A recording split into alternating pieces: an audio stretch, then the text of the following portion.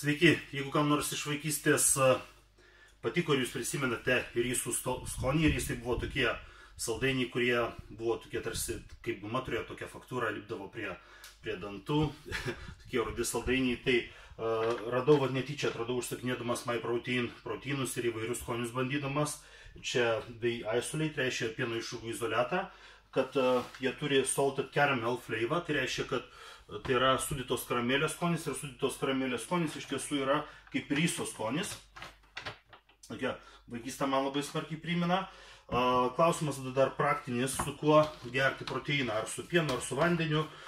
Tiem, kurie yra dviračiai ir kurie toleruoja gerai laktozę ir kurie išgeria pieno, nebūtinai praleidžia daug laiko ant unitazo skaitydami laikraščius, galite gerti su pienu. Tai paprastai kultūristai rekomenduoja gerti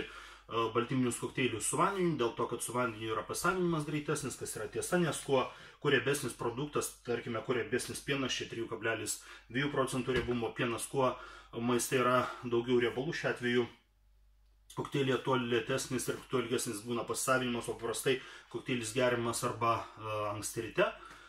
dar prieš pusryčius arba iš karto po treniruotės, tai yra tas laikas, kuomet tas baltymų pasavinimas reikalingas kuo greitesnis, ir tada su vandeniu, kadangi vanduo neturi kalorijų, neturi riebalų, nei šaltas, nei karštas, tas pasavinimas būtų pats greičiausias. Vis dėlto su vandeniu skonis yra prastesnis, tai netgi tie, kurie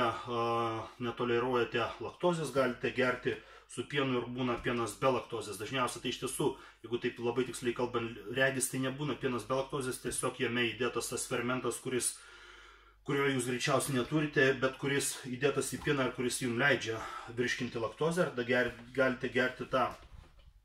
liesą pieną, arba galima gerti, pavyzdžiui, su kokosų pienu, migdolų pienu, sojų pienu, tai jau būtų brangesnis, toks prabangesnis variantas,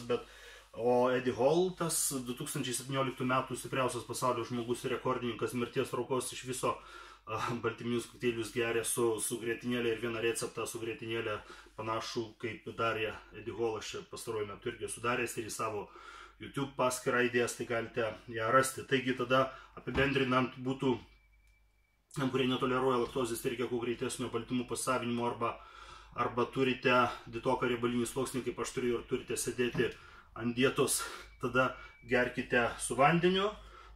Tie, kurie galite šiek tiek atsipalaiduoti, gerkite su liesu pienu. Tie, kurie dviračiai, ir aš jums pavydžiu, kažkada ir aš toks buvau ir galėjau valgyti ir gerti viską ir vis tiek likti liesas ir lieknas ir turėti aišku pilvo presą, galite gerti su riebesniu pienu. Ir tie, kurie galite leisti savo daugiau prabangos, galite gerti su, tarkime, kokosų, migdolų, sojų ir panašiais augalinės kilmės pienais, kurie laktozės irgi neturi, jeigu tai yra aktualu skanaus.